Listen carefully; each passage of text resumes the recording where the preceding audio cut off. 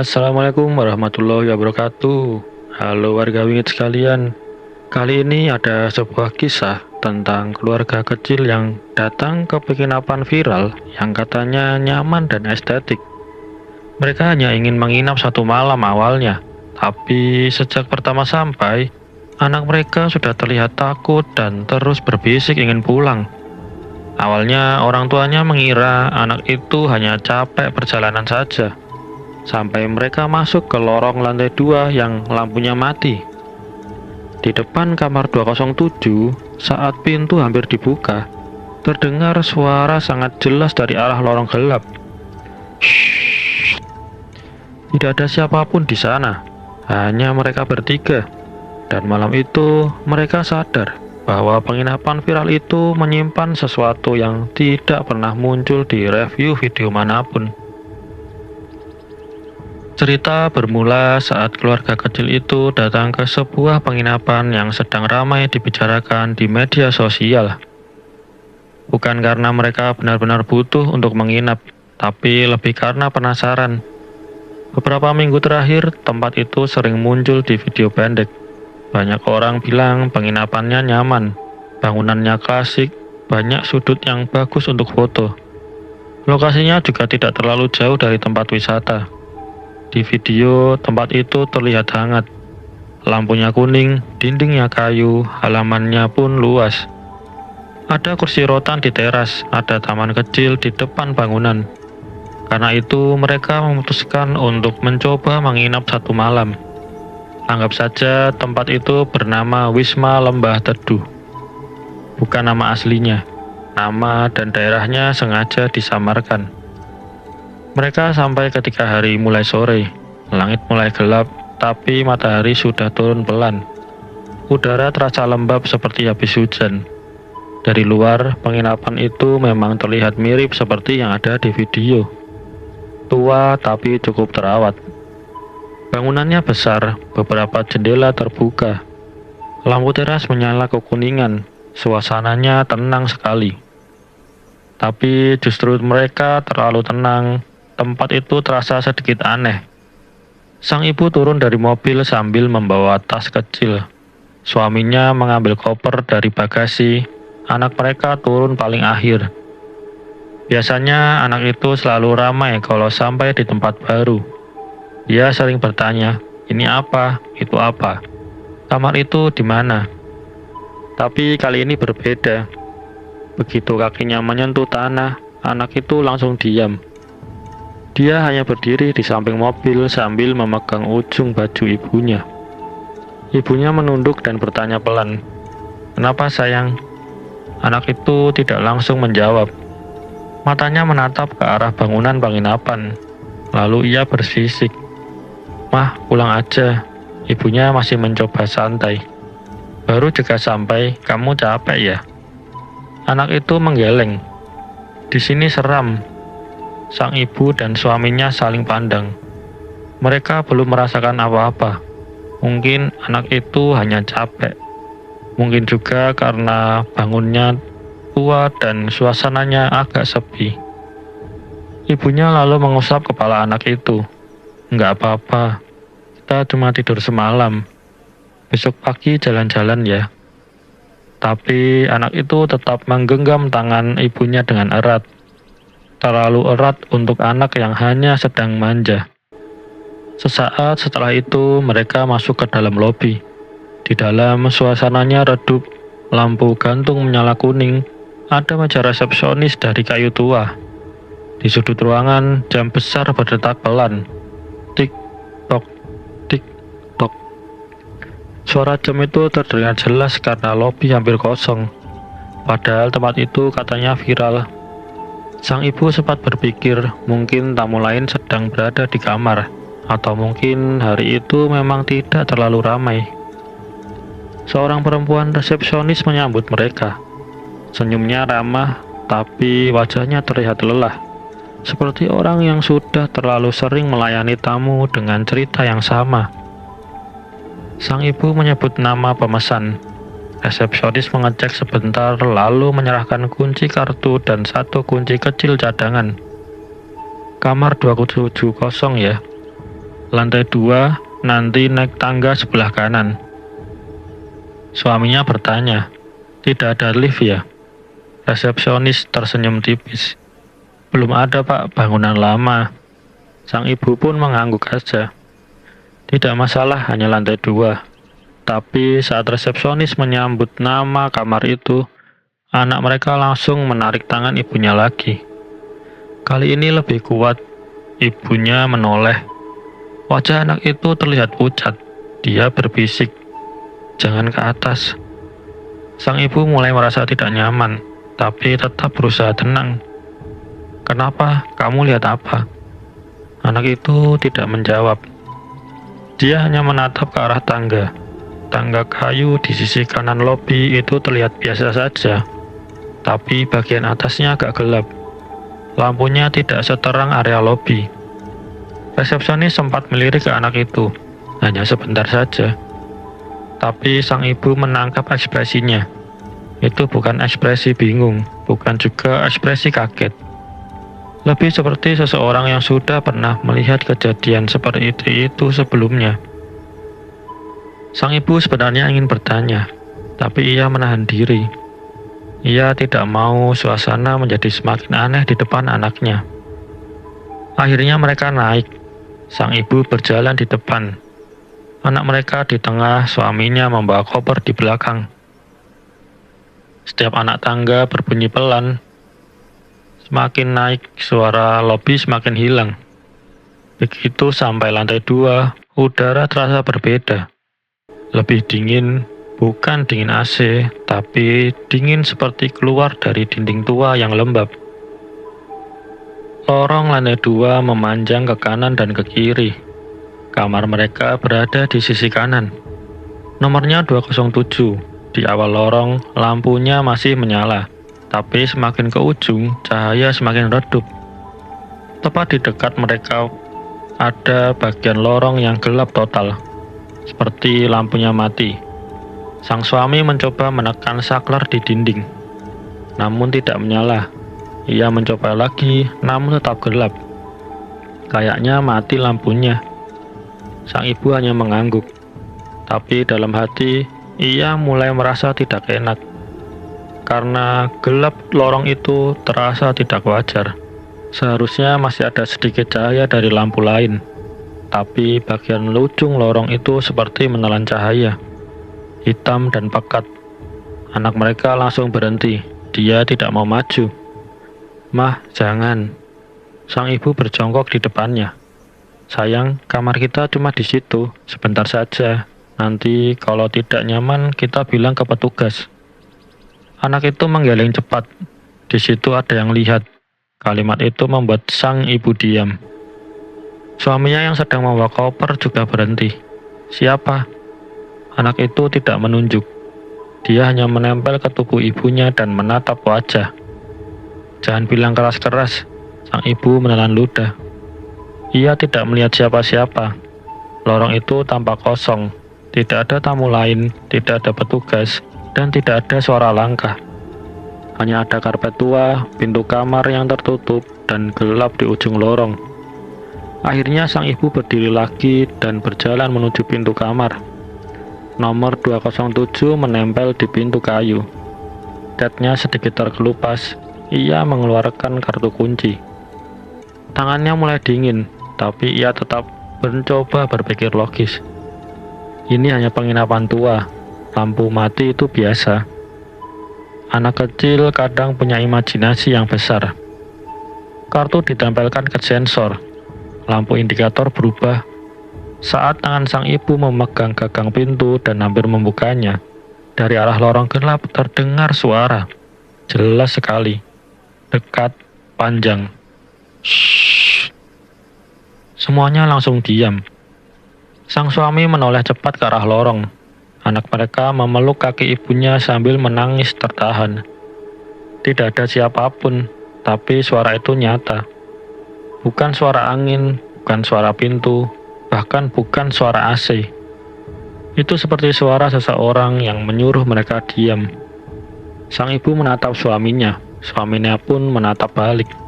Dari wajahnya, sang ibu tahu satu hal. Suaminya juga mendengar suara itu. Mereka akhirnya masuk kamar, bukan karena berani, tapi karena berdiri lebih lama di lorong terasa lebih menakutkan. Begitu pintu tertutup, sang ibu langsung mengunci dari dalam. Kamar 207 sebenarnya cukup bagus. Tempat tidurnya besar, ada lemari kayu, ada meja kecil, dan ada televisi. Ada jendela yang menghadap ke halaman belakang. Tapi suasananya tidak hangat. Kamar itu terasa seperti sudah lama tidak benar-benar dihuni. Ada bau kayu tua bercampur aroma bunga yang tipis. Sang ibu menaruh tas di kursi. Suaminya membuka tirai jendela sedikit. Di luar langit mulai gelap. Halaman belakang terlihat sepi. Beberapa pohon tinggi bergerak pelan tertiup angin. Anak mereka tidak mau turun dari gendongan. Dia terus berkata pelan, "Pulang, pulang." Sang ibu mulai merasa bersalah. Tadi ia mengira anaknya hanya rewel, tapi sekarang ia sendiri juga merasa tidak nyaman. Suaminya mencoba mencairkan suasana. "Kita istirahat dulu, nanti makan malam di luar." Sang ibu mengangguk, tapi anak itu tiba-tiba menunjuk ke arah lemari. "Jangan buka itu." Sang ibu dan suaminya menoleh. Lemari kayu itu berdiri di pojok kamar. Pintunya tertutup rapat, tidak ada yang aneh. Tapi anak itu terus menatap lemari. "Kenapa?" Anak itu menjawab pelan, "Ada orangnya." Sang ibu pun merinding. Suaminya mencoba terlihat tenang. Ia berjalan ke arah lemari, mungkin ingin membuktikan bahwa tidak ada apa-apa di sana. Tapi sebelum tangannya menyentuh gagang lemari, terdengar ketukan dari dalam. Tok, tok, tok. Pelan tapi jelas. Sang suami langsung mundur satu langkah. Sang ibu tidak bisa bicara. Anak mereka mulai menangis. Beberapa detik kemudian suara itu hilang. Kamar kembali sunyi, terlalu sunyi. Suaminya akhirnya tidak membuka lemari. Ia hanya berkata pelan, "Kita turun sekarang." Mereka akhirnya kembali ke lobi. Anak mereka masih memeluk ibunya erat. Sang suami berjalan cepat sambil membawa kunci kamar. Di meja resepsionis, perempuan tadi masih ada. Sang ibu mencoba bicara baik-baik. "Mbak, bisa pindah kamar? Lampu lorong dekat kamar kami mati. Kami juga terasa kamar kurang nyaman." Ia sengaja tidak langsung menyebut suara dari orang atau ketukan dari lemari. Bukan karena lupa, tapi karena ia takut terdengar berlebihan. Resepsionis menatapnya sebentar, lalu matanya bergeser ke anak kecil yang masih menunduk. "Mau pindah kamar ke bawah saja," jawabnya terlalu cepat. Seperti ia sudah tahu permintaan itu akan datang. Sang suami bertanya, "Memang kamar atas sering bermasalah?" Resepsionis diam beberapa detik lalu menjawab pelan, "Kadang ada tamu yang kurang cocok." Kurang cocok? Kalimat itu terdengar sederhana, tapi justru membuat suasana semakin tidak nyaman. Sang ibu bertanya lagi, "Lampu lorongnya sudah lama mati?" Resepsionis menunduk, pura-pura mengecek komputer. "Teknisi sudah coba perbaiki, tapi kadang mati lagi." Sang suami mengulang pelan, "Kadang." Resepsionis tidak menjawab. Ia hanya memberikan kunci kamar lain. Kali ini kamar 104. Lebih dekat dengan lobi, biasanya lebih nyaman untuk keluarga. Biasanya. Kata itu membuat sang ibu semakin ingin cepat pindah. Saat sang suami hendak naik lagi untuk mengambil tas di kamar 207, anak mereka langsung panik. "Jangan naik, jangan naik." Akhirnya sang suami meminta bantuan petugas laki-laki untuk menemaninya. Sang ibu menunggu di lobi bersama anaknya. Beberapa menit terasa sangat lama. Ia duduk di sofa dan mencoba menenangkan anaknya. "Papa cuma ambil tas, nggak apa-apa." Anak itu berbisik. "Yang hitam ikut turun." Sang ibu terdiam. "Apa?" Anak itu menutup mulutnya dengan tangan kecil. Matanya melihat ke arah tangga. Sang ibu ikut menoleh. Tangga itu kosong. Tapi dari atas terdengar suara langkah. Pelan, berat, 1, 2, 3. Sang ibu berharap itu suara suaminya dan petugas. Tapi suara langkah itu terdengar seperti hanya satu orang. Berat sekali. Seperti ada seseorang bertubuh besar turun perlahan. Lalu suara itu berhenti di belokan tangga. Tidak ada siapapun yang melihat. Anak itu memeluk ibunya semakin erat. Akhirnya sang suami turun bersama petugas. Wajahnya terlihat biasa, tapi sang ibu tahu ia sedang menahan sesuatu. Ia tidak banyak bicara. Tas sudah semua, kita ke kamar bawah. Kamar 104 memang lebih dekat lobi, lebih terang. Dindingnya tidak selembab kamar atas. Jendelanya menghadap taman kecil. Dari dalam kamar, suara televisi pelan dari lobi masih terdengar. Seharusnya tempat itu terasa aman. Tapi anak mereka tiba-tiba tetap tidak mau jauh dari ibunya. Ia duduk di kasur sambil memegang bonekanya. Matanya terus melihat ke pintu. Sang ibu mencoba mengajaknya makan, tapi anak itu menolak. Suaminya memesan makanan dari luar. Mereka makan di kamar dengan suasana yang tidak nyaman. Tidak ada yang benar-benar lapar. Sampai maghrib lewat, lalu sudah menjelang isya. Di luar kamar sesekali ada suara langkah tamu lain. Ada suara pintu dibuka. Ada suara orang bicara pelan dari lobi. Semua terdengar normal, tapi sekitar pukul 8 malam, suara dari lorong mulai berubah. Bukan suara langkah tamu, bukan lagi suara koper, tapi seperti ada sesuatu yang diseret pelan-pelan. Suara itu berhenti di depan kamar mereka. Sang ibu dan suaminya langsung saling pandang. Anak mereka menutup telinga. Dari balik pintu, terdengar suara yang sama seperti di lantai 2. Lebih pelan, lebih dekat. Tidak ada yang bergerak. Sang suami berdiri dan mengintip dari lubang pintu. Beberapa detik ia diam, lalu wajahnya berubah. Ia mundur pelan. Sang ibu bertanya dengan suara sangat kecil. Apa? Suaminya menggeleng. Ia memberi isyarat agar jangan bicara. Tapi sang ibu melihat tangannya gemetar. Di luar kamar, suara seretan itu menjauh. Lalu hilang. Malam itu juga sang suami berkata, "Kita keluar sekarang." Sang ibu pun tidak membantah. Akhirnya mereka berkemas secepat mungkin. Tidak semua barang dirapikan. Yang penting masuk tas saja. Sang ibu menggendong anaknya. Sang suami membawa koper. Saat pintu kamar dibuka, lantai kamar lorong bawah kosong. Lampu menyala normal, tapi udara terasa berat. Mereka berjalan cepat ke lobi. Resepsionis terlihat sedikit kaget ketika melihat mereka keluar membawa tas. "Mau check out malam ini?" Sang suami menjawab pendek, "Iya, ada urusan mendadak." Resepsionis tidak banyak bertanya. Itu yang merasa paling aneh. Ia seperti sudah paham. Ia hanya memproses check out dengan wajah datar lalu berkata, "Hati-hati di jalan." Sang ibu ingin bertanya sesuatu tentang kamar 207, tentang lorong gelap, tentang suara yang menyuruhnya diam. Tapi ia sudah terlalu ingin pergi. Mereka keluar menuju parkiran. Udara malam dingin, gerimis kecil mulai turun. Anak mereka mulai sedikit tenang setelah melihat mobil. Tapi saat sang suami membuka bagasi, ia tiba-tiba berhenti dan menatap ke arah lantai 2. Sang ibu ikut melihat. Jendela lorong dekat kamar 207 terlihat dari parkiran. Bagian itu gelap sama seperti sebelumnya, tapi ada sesuatu berdiri di sana. Tidak jelas, namun tinggi, besar, dan hitam. Bukan seperti bayangan pohon karena bentuknya diam. Bukan juga petugas karena tidak terlihat wajah atau pakaian. Hanya sosok gelap berdiri di balik jendela lantai 2.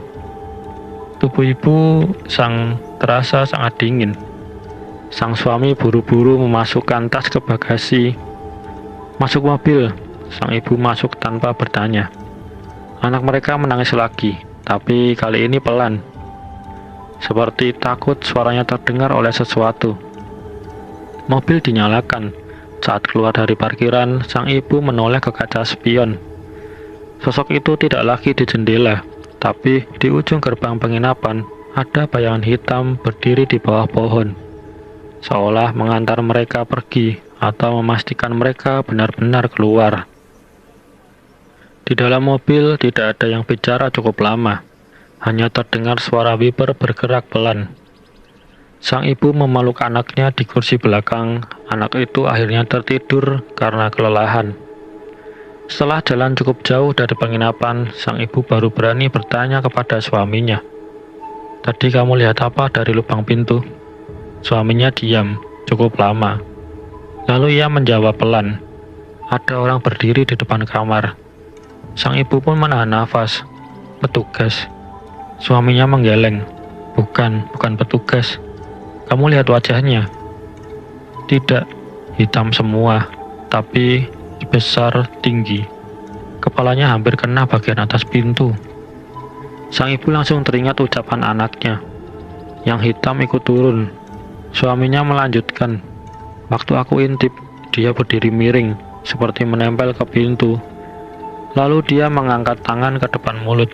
Sang ibu merinding, seperti menyuruh diam.